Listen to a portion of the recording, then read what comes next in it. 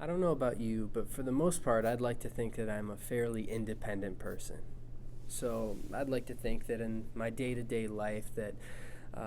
capable enough that I don't depend on too many other people or too many other things to get through the day.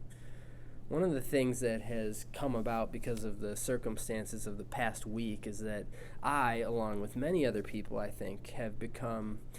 more aware than ever of how dependent and reliant we actually are on a whole variety of things. I think about the simple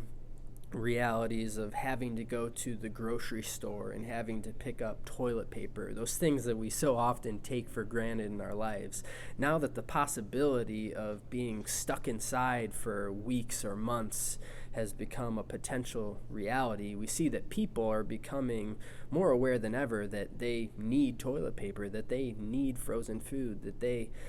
need all of these things to get through the next days and weeks and months.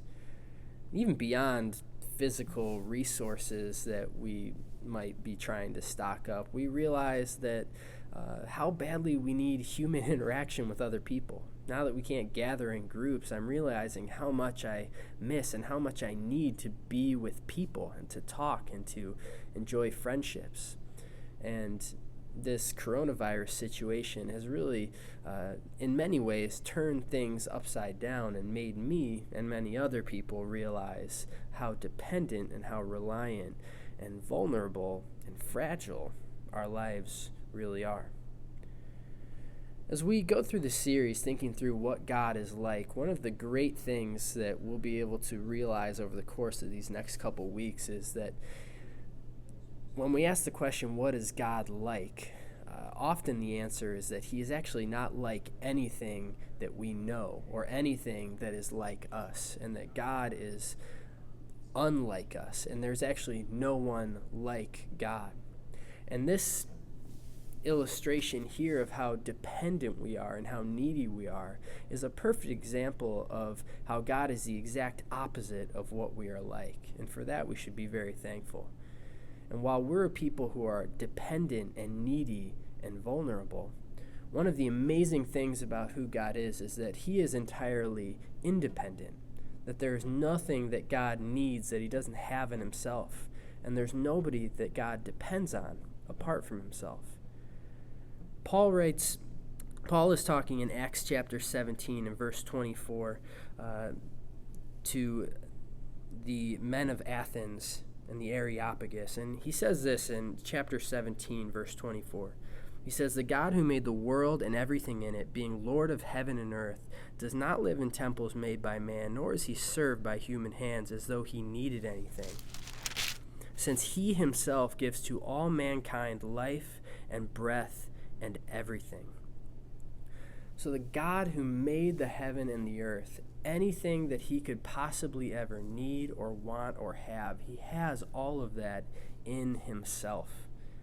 And that's something that we should truly have on our minds as often as we can during this time where we're feeling needy and vulnerable and weak, to know that the God who made us, the God who loves us, the God who cares for us, is the God who in himself is entirely independent and has everything we could ever need, and is a God who, although the coronavirus situation may turn our world upside down, because God is entirely independent, it changes absolutely nothing for him, because he depends on no one and he depends on nothing. And that's the kind of God who we can pray to. That's the kind of God that we can trust in. And I hope that'll be something that you'll find your confidence and your peace in the days and weeks and months to come, as maybe you become increasingly aware of how dependent and needy and vulnerable you are. I'll encourage you that in the days to come over the next week that you would read these passages that we have in the description below or in the comments on Instagram, and that you would study these passages and think through what God is really like, how he is independent, how he's not like us, and let that be something that strengthens your faith and makes you trust in God more than ever.